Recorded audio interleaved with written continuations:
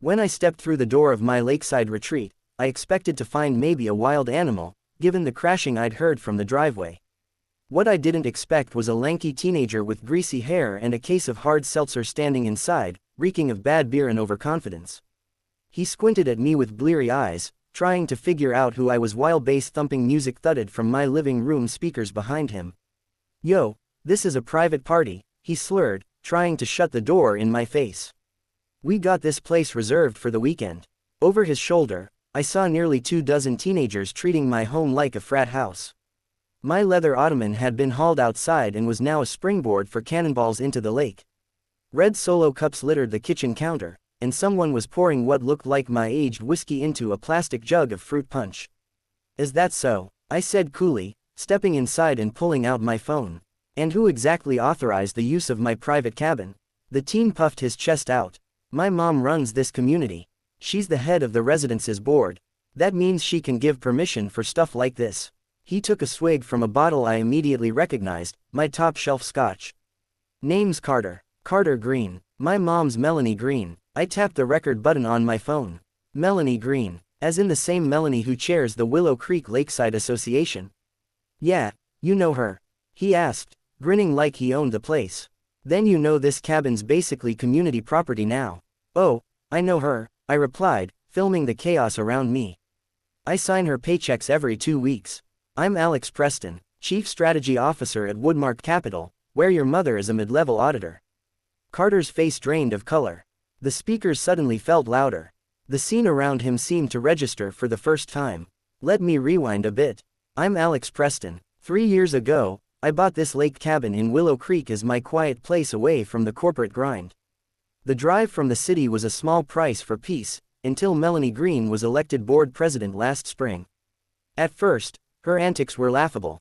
Weekly warnings about weeds, letters citing my wind chimes for noise pollution. Apparently, my dock was stained an unapproved shade of cedar. I ignored the nonsense, chalking it up to small-town politics. But things escalated. Melanie began targeting me on the HOA's community page, posting grainy photos of supposed violations with red arrows and sarcastic captions. She hosted meetings without notifying me and passed fines while I was out of town. Eventually, I received a stack of citations: $400 for dangerous tree limbs, $600 for unapproved landscaping, and $950 for abandoning property. The last one came a week after I spent a long weekend there. That was the turning point. I began digging. Turns out, Melanie worked in our compliance department at Woodmark.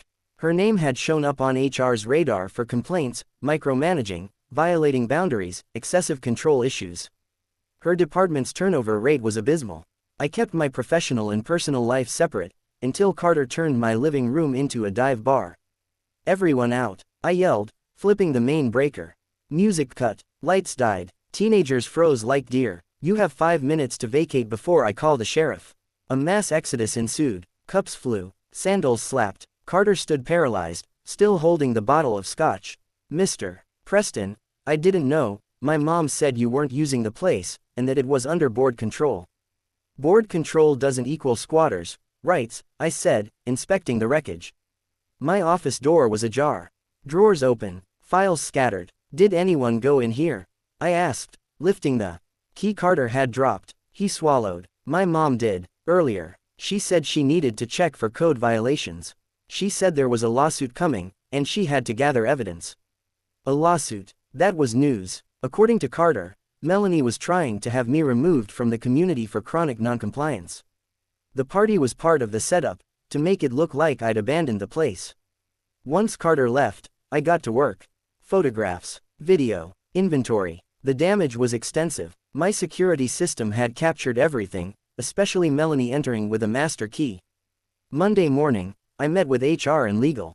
I presented everything: unauthorized access, footage of my private files, some of which included confidential merger data from Woodmark. The reaction was immediate. Melanie's badge was revoked by noon. But I wasn't finished. That evening, I walked into the community board meeting, folder in hand. Melanie's seat was empty. "I'd like to speak during open comments," I said, stepping forward. "This board is now liable for a break-in," I began. "One of your own used a master key to allow minors into my home, resulting in theft, destruction, and data breaches involving sensitive business intel. Gasps erupted as I played the video: Carter unlocking the door, Melanie digging through my office, kids trashing the house. Your own minutes show you approved expanded master key access, and greenlit Melanie's enforcement measures without due process. You funded her legal action without member notice. They backtracked instantly. A unanimous vote revoked all master key privileges, annulled my fines, and called for an emergency election.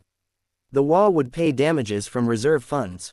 Legal consequences came next. Melanie faced charges: trespassing, data theft, misuse of authority. She pled to a reduced sentence: 18 months probation, $45,000 restitution, and community service. Carter was spared the worst: juvenile court-ordered service hours, which he fulfilled with surprising humility. Turns out, he wasn't a bad kid, just raised on entitlement. The state board also got involved, launching a probe into HOA mismanagement.